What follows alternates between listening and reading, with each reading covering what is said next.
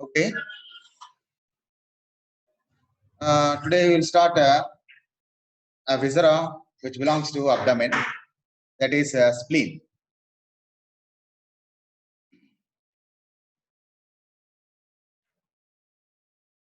So in the examination, if we give university examination as describe the spleen in detail, what you have to write? So first we'll go through introduction of that organ, shape of the organ. Along with that, you can see the location, situation of any organ. After that, you'll see the relations. After completing the relations, we'll go to the ligaments. What are the ligaments that it is related to that organ? Along with that, we'll see the relations, peritoneal relations or visceral relations, whatever it is. And after completing the relations of an viscera, then we will go to the blood supply, venous drainage, lymphatic drainage, and at last I will see some of the clinical aspects. So there I will complete the then we will complete the organ. Now we will start with the introduction of this spleen. So this spleen will also called as lean. So it is the largest ductless gland in the body. Along with that, we'll call it as it's a hemolymph organ. So this spleen will also called as womb and tomb of RBC. So where the RBC gets origin and also it destroys. So it is an organ of RBC in infants in fetal life, and the RBC is destructed after the birth. Along with that, it also produces the lymphocytes. Now coming to the shape of the spleen, is we are seeing in this PowerPoint the organ. This is the wedge-shaped organ, and sometimes it may be pyramidal in shape, and it's like curved in nature. And there are some other shapes appears like a triangular here we are seeing, along with that a tetrahedral shape. So, ma'am, mute your audio. So this is the tetrahedral shape. So these are the other shapes of spleen. Now coming to situation. So we all know that the abdomen, the trunk, is divided into 9 quadrants. It is divided into 9 quadrants, right? So here we are seeing the epigastric region, umbilical region, like that. It divides into 9 quadrants. So what is the importance of these quadrants? Means the location of any viscera. So this spleen is located mainly in the left hypochondric region, which we are seeing here. So this is the left hypochondric region, along with that epigastric region. So mainly it is located in the left hypochondric region and epigastric. Now coming to the location. So in between is located here. We are seeing the stomach fundus of the stomach, and this is the diaphragm which we are seeing. So here is the diaphragm and this is the stomach. So this spleen is located in between the fundus of the stomach and diaphragm. So this is the location of this. Now coming to measurements of this spleen. So this spleen is we can call as Harrison dictum odd numbers. So odd numbers. See here. Ma'am, mute your audio. Mute your audio. So see here the odd numbers 1, 3, 5, 7, 9, and 11. So these are the odd numbers. We will call it as Harrison's dictum. So 1 inch thickness, 3 inches breadth, 5 inches length, 7 organs weight, and 9 to 11 ribs. So these are the ribs which related to the spleen. So these are the measurements of the spleen. Now the main important one, palpation. How we can palpate the spleen in the lying person. So the two hands, right hand and left hand. So first you will see the left hand is placed around the patient's lower rib region, which we are seeing here. Here we are seeing at the lower ribs and approach to the costal margin. So by keeping the right hand, ask the patients to take a deep breath through the mouth, and then we can feel the edges. Then we can feel the edges which disclose this downwards. So now we will move the right hand. So this is the right hand which we are seeing here. So right hand moves diagonally from right side, right iliac fossa, towards the left upper quadrant. So by moving your right hand, what will happen? The spleen will go towards the upwards during this expression. So now coming to the left hand. So this is the left hand which we are seeing. This left hand is placed around the lower rib region to approach the costal margin to pull the spleen forwards. So this is the palpation of a spleen in the living persons. Now coming to position of a spleen, where it is on which axis it is lies. So it lies obliquely along the long axis of a 10th rib left side, and it's located obliquely above, downwards and laterally. So this is the long axis of this spleen. Now coming to the external features. So we are having two ends, three borders and two surfaces. These are the external features of this. Coming to two ends. So in this diagram, which we are seeing two ends are there. This is the posterior end here, and this is the anterior end. So anterior end, or it is located lower. It's a lower end or lateral end. So this is the anterior, which we are seeing. This is the anterior one, and this is the posterior end. So coming to this expanded end, anterior end is expanded and just appears like a border. Here we are seeing. So this one is the border, just appearing like border. So which is directed downwards, forwards at the mid-axillary line, the lower border of this rib, 11th rib, which we are seeing this one. So this is about the anterior border. Now coming to posterior border, which is pointed, somewhat rounded. So this is the posterior end, which is directed upwards, backwards, and medially. Upwards, backwards, and medially. So this spleen, here we are seeing this spleen lies on the kidney. Here we are seeing the left kidney. It is rounded, directed upwards, backwards, and medially, and it lies on the upper pole of left kidney. Upper pole of left kidney and see. So this is about both the ends, anterior end and posterior end. Now coming to remaining borders. So what are the borders? So superior border. So here we are seeing this is the superior border, which are labeled here. So this is the shortest border, and which is we can see at the layer end, lateral part, we can see the northeast. Here we are seeing the northeast. Okay, so it separates two surfaces: gastric surface, which we are seeing this one. This is the gastric surface, and diaphragmatic surface. So this is a superior border or anterosuperior border separates gastric surface from diaphragmatic surface. Now coming to the posterior border. So this is the posterior border which we are seeing. This one is the posterior border, or we'll also called as the inferior border. So it separates the same renal surface. So here we are seeing this is the renal surface, which is related to kidney and diaphragmatic surface. So posterior border is separates two surfaces, that is the kidney renal surface and diaphragmatic surface. And the last border is the intermediate border, which we are seeing here. This is the intermediate border, which we also called as a hilum. So this border where the structures enters and leaves. So this border separates these two surfaces: stomach area and kidney area, gastric area and renal area. So these two surfaces are separated by this intermediate border, and it is having two lips. So we are seeing these two are the lips of this intermediate. Now coming to the surfaces. So this is the we are seeing the diaphragmatic surface. This one is the diaphragmatic surface, which is convex and smooth.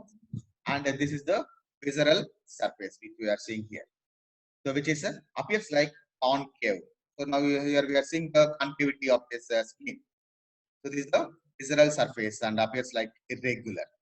So this surface is related to gastric, renal-suprarenal, that means both the kidney and suprarenal gland, pancreas and colon. So these are the viscera which is related to the visceral surface of the spleen.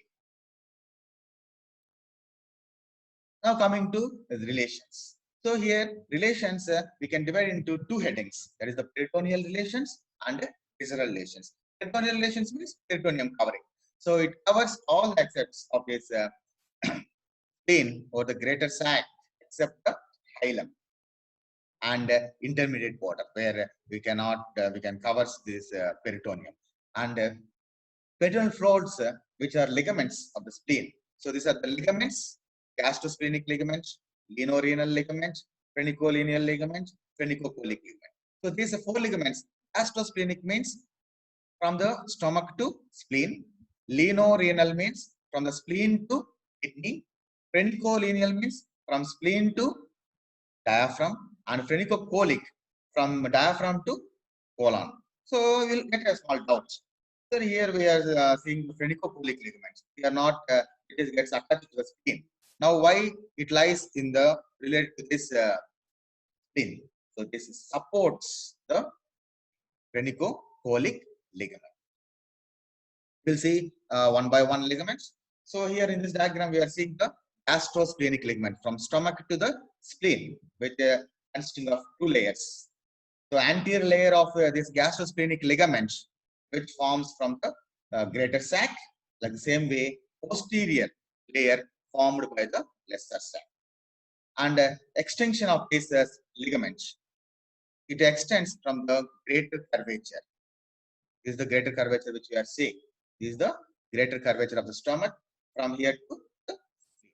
And here some of the vessels that lies. So here we are seeing these are the vessels.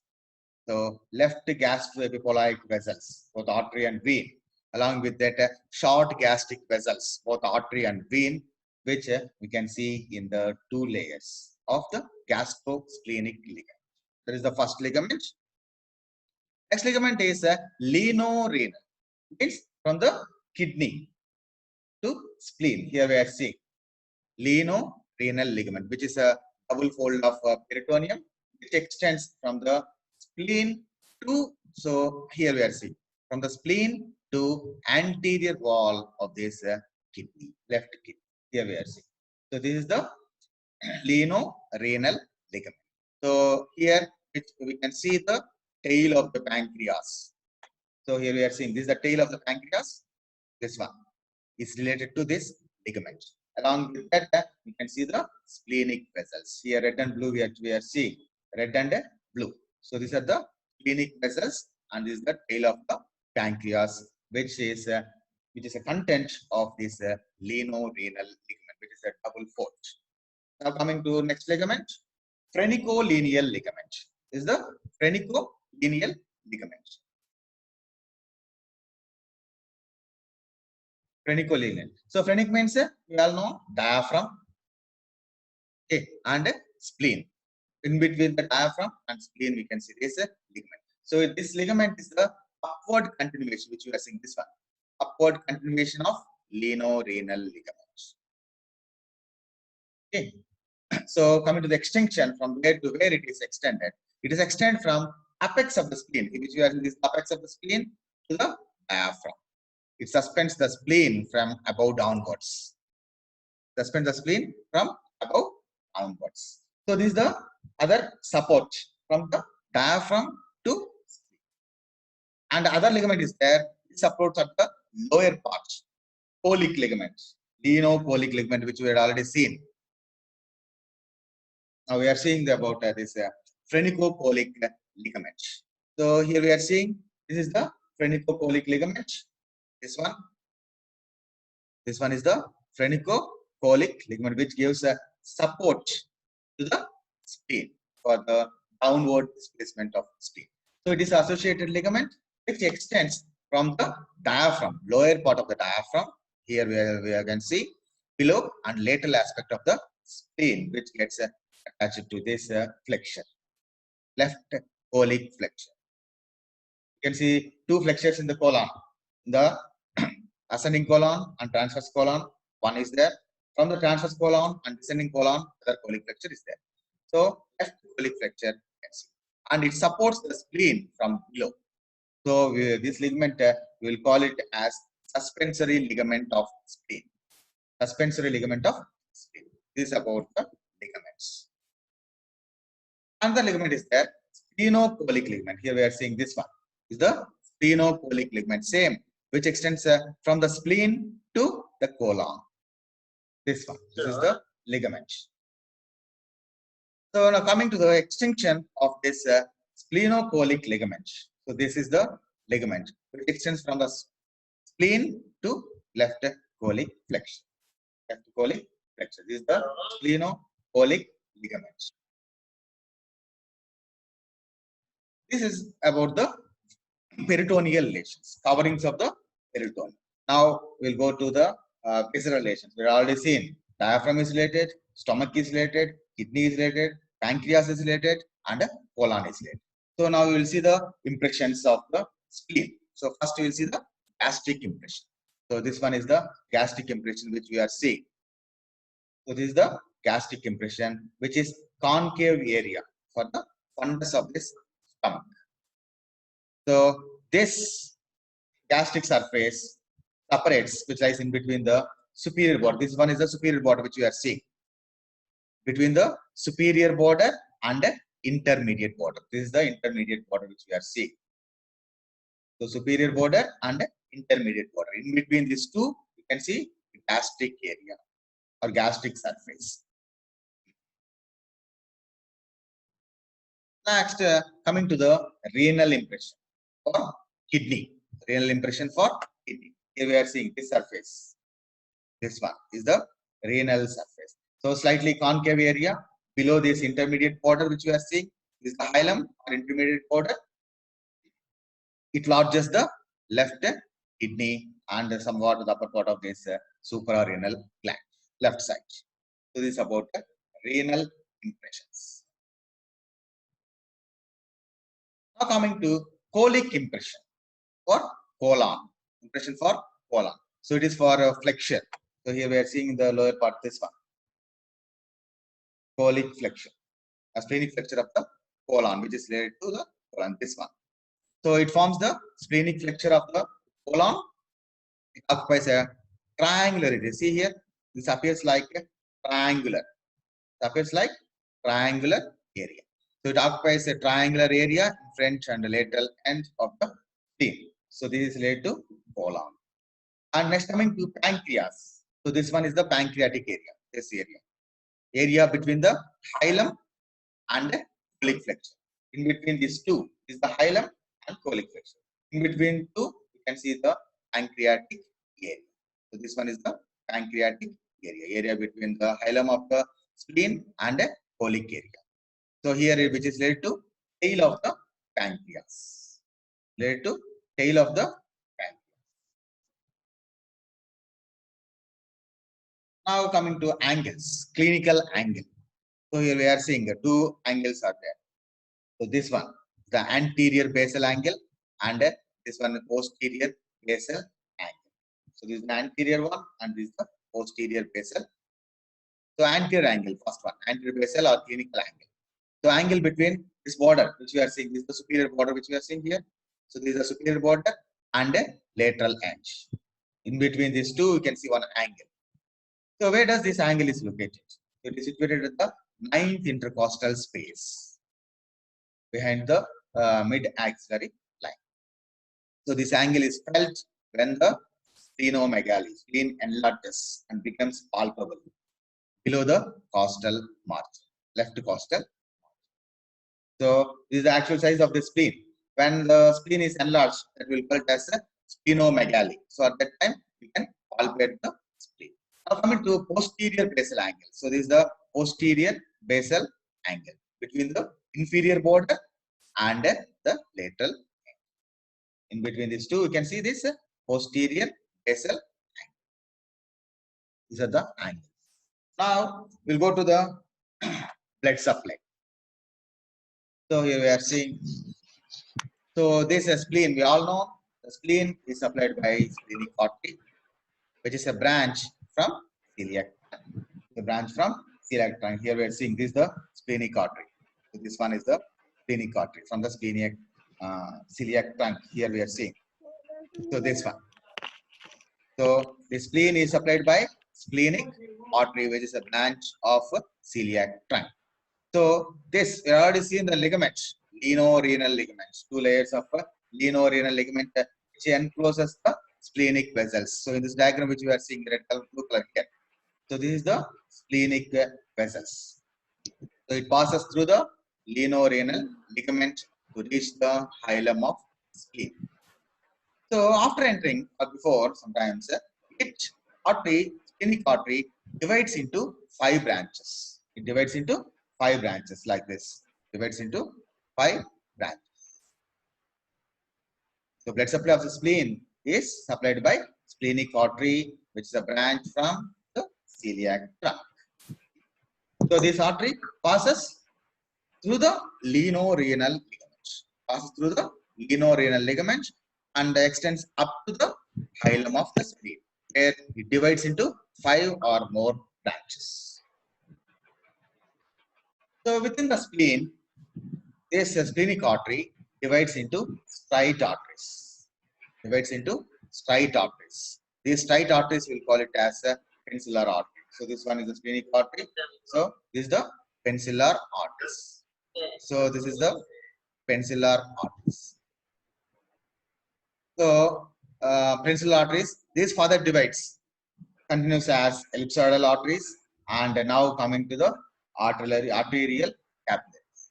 So here, before supplying this splenic artery, you can see two theories: closed theory and opened theory. So two theories are there: are closed circulation and opened circulation. Two circulations. So the one open circulation or closed circulation, it does not enter into the pulp. It does not enter into the pulp. So in this diagram, which we are seeing, mute your audio.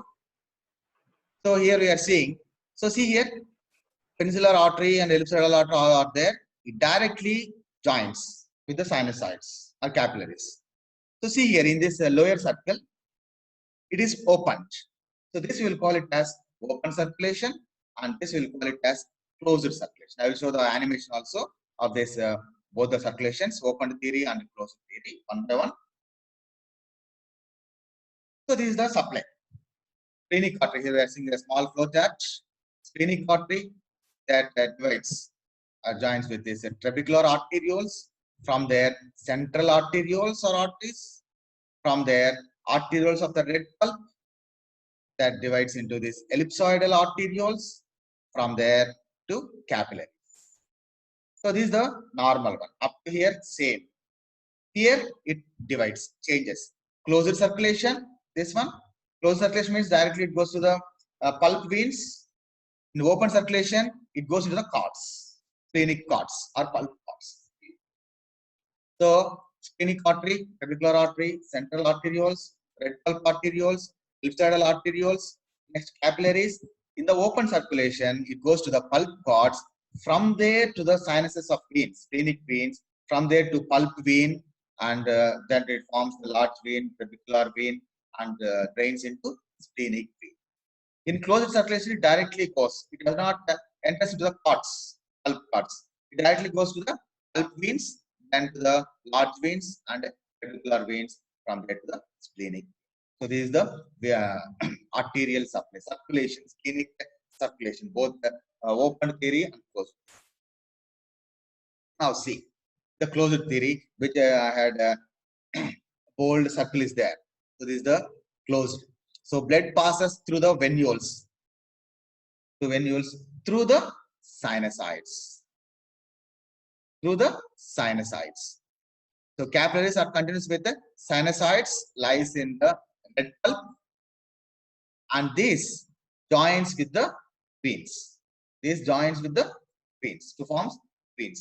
So this is the closed theory. It does not entering into the pulp cords. See here. So these are the pulp cords in between, pink color. Okay, it is not. It does not entering into the pulp directly to the sinusoids. So this theory will call it as closed theory. Now see, this is a small animated image. So trabecular arteries, from there to central artery. Here we are going. From this central artery, it goes to the peninsular artery, ellipsoidal artery. Here we are seeing, and it passes through the central arteriole here. Okay, so this is the central arteriole. So this is the which circulation? Closed circulation. It does not entering into the pulp. From there to vein. So blue color is the vein, venous drainage. This is the artery. So this is about the closed circulation or closed theory. Now we'll see the open theory, the lower part. So in this circle, a dotted circle which I represented. So blood passes through the red pulp, through the sinusoids, from there to venules. So the ends, the capillary ends, by opening into the red pulp, where the blood enters into the sinusoids through the walls, of the sinusoids. So this S is the sinusoids. Okay, S is the sinusoids. Remaining this one is the pulp. So in this theory, open theory, what happened? It goes into the parts, pulp parts, then to the sinusoids. So here directly to the veins. So this is the open theory and closed theory. So this is the animated image. First we will see the closed one. So this region will see the open circulation.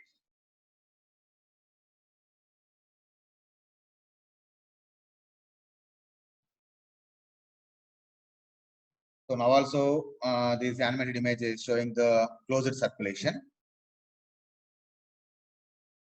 The pink box is a closed. See here how it entering into the veins, directly it entering.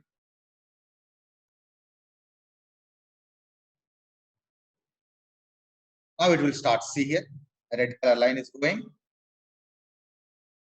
Okay, so germinal center. So see here dotted lines. Dotted is there, no? So this entering into the pulp cord. From there to venules. See, dotted lines, the pulp.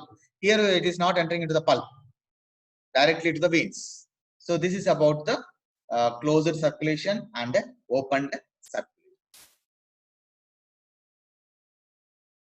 So venous drainage, how it starts.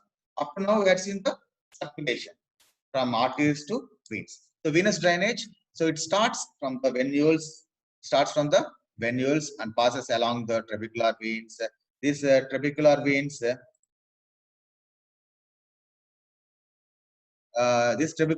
unites to form small veins.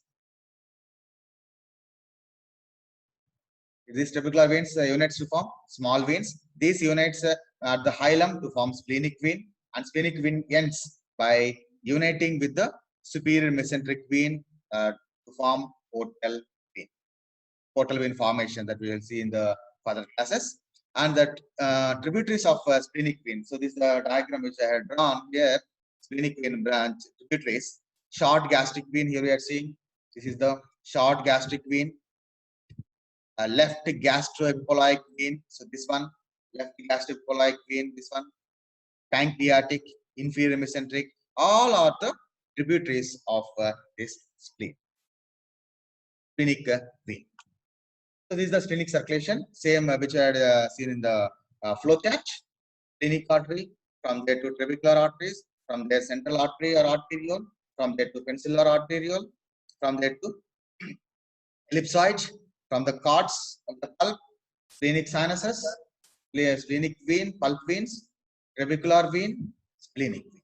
So this is about the splenic circulation. Now we'll go to the lymphatic drainage. So here we are seeing the lymph nodes here. So subcapsular lymph nodes, perivascular lymphatics, which drains into the pancreatico-splenic group of lymph nodes. pancreatico-splenic group of lymph nodes. So these are located in the subcapsule or below the capsule and a perivascular lymphatics. Now coming to the nerve supply. So sympathetic nerve supply is from celiac plexus, mainly which is vasomotor and unstriped muscle fibers of the capsule. So it is a sympathetic from the celiac plexus. The nervous. Now coming to the last slide, that is the applied aspects. So axillary spleen may be present in addition, and enlargement of the spleen. Here we are seeing the outline, dotted line. That is the enlargement, splenomegaly. This one, the splenomegaly, and we can remove the spleen. That we call it as a splenectomy. And puncture will be given to the spleen. Spleen can be punctured through the intercostal space of 8th and 9th one, the mid-axillary line by lumbar puncture needle. By lumbar puncture needle. So this is about the spleen. So what we have to write if the spleen is given in the examination. So first, introductory part, introduction of the spleen, shape, position or location in the abdominal canal. So this trunk we all know divided into 9 quadrants by 4 lines. Divides into 9 quadrants by 4 lines. So after that, we can write the external features. How many ends are there? How many borders are there? How many surfaces are there? All that we have to write. After that, we'll go to the relations. Peritoneal relations, visceral relations, peritonia, which we will call it as ligaments. Some of the ligaments which gives support to the spleen, upper displacement and lower displacement by 2 ligaments that we call it as phrenico-splenic ligament and phrenico-colic ligament, which suspends the spleen. So after completing the ligaments, we can write the blood supply, nerve supply, venous drainage, all that one. And lastly,